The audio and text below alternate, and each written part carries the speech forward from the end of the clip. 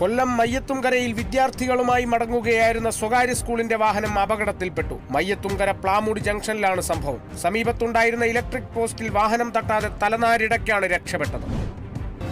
തൃശൂർ പുന്നയൂർക്കുളം ചമ്മന്നൂരിൽ റോഡിൽ രക്തം കണ്ടത് പരിഭ്രാന്തി പരത്തി. വടക്കേക്കുന്നത്ത് റോഡിലാണ് രക്തം പരന്നു കിടക്കുന്നത്. രാവിലെ നടക്കാൻ ഇറങ്ങിയവരാണ് ആദ്യം രക്തം കണ്ടത്. ഇവർ വിവരമറിയിച്ചതിനെ തുടർന്ന് വടക്കേക്കാട് പോലീസ് സ്ഥലത്തെത്തി പരിശോധന നടത്തി. രാത്രിയിൽ അസാധാരണമായ യാതൊരു ശബ്ദവും കേട്ടിരുന്നില്ലെന്ന് പ്രദേശവാസികൾ പറഞ്ഞു. അതേസമയം രക്തം കണ്ടെത്തിയ റോഡിന് സമീപം പോലീസ് നടത്തിയ പരിശോധനയിൽ അസ്വാഭാവികമായി ഒന്നും കണ്ടെത്താനായില്ല. എന്നാൽ രക്തസാമ്പിൾ ശേഖരിച്ച് കൂടുതൽ പരിശോധന നടത്തുമെന്ന് പോലീസ് അറിയിച്ചു.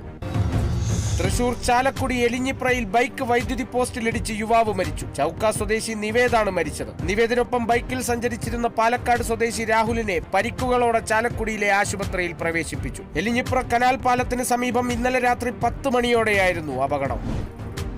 തിരുവനന്തപുരം കൊച്ചുവേളിയിലെ പ്ലാസ്റ്റിക് കമ്പനിയിലുണ്ടായ തീപിടുത്തം നിയന്ത്രണ വിധേയമാക്കി. പുലർച്ചെ 4 മണിക്കാണ് തീപിടുത്തമുണ്ടായത്. കൊച്ചുവേളി ഇൻഡസ്ട്രിയൽ ഏരിയയിലെ പവർ പാക്ക് പോളിമേഴ്സ് എന്ന കമ്പനിയിലാണ് തീപിടുത്തമുണ്ടായത്. ചാക്ക, ആറ്റിങ്ങൽ ഹൗസിംഗ് ബോർഡ് സ്റ്റേഷനുകളിൽ നിന്ന് 20ഓളം ഫയർ യൂണിറ്റുകൾ എത്തിയാണ് തീ നിയന്ത്രണ വിധേയമാക്കിയത്. 3-4 മണിക്കൂറത്തെ പരിശ്രമത്തിനൊടുവിലാണ് തീ അണയ്ക്കാൻ കഴിഞ്ഞത്. കമ്പനി പൂർണ്ണമായും കത്തി നശിച്ചു. തീപിടുത്തമുണ്ടാകാനുള്ള കാരണം അധികൃതർ പരിശോധിക്കുന്നു.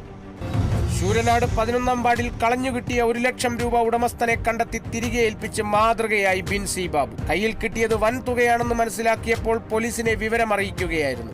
ആരുടെയോ ആണെന്നും ആ ഉടമസ്ഥന് തിരിച്ചു കൊടുക്കണമെന്നും മാത്രമേ തോന്നിയുള്ളൂ.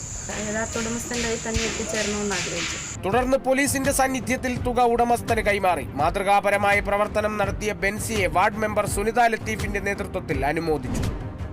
തൃശൂർ കട്ടിലപ്പൂവത്ത് കാട്ടാനകൾ ഇറങ്ങി കൃഷി നശിപ്പിച്ചു. 2 ആനകൾ അടങ്ങിയ സംഘമാണ് നിരവധി പേരുടെ കൃഷിയിടങ്ങൾ നശിപ്പിച്ചത്. തെങ്ങ്, വാഴ, ജാതി തുടങ്ങിയ കാർഷിക വിളകളാണ് കാട്ടാനകൾ നശിപ്പിച്ചത്. ആനകൾ ഇറങ്ങുന്നത് തടയുന്നതിനായി വനം വകുപ്പ് കാര്യക്ഷമമായി പ്രവർത്തിക്കുന്നില്ലെന്ന് നാട്ടുകാരുടെ ആക്ഷേപം.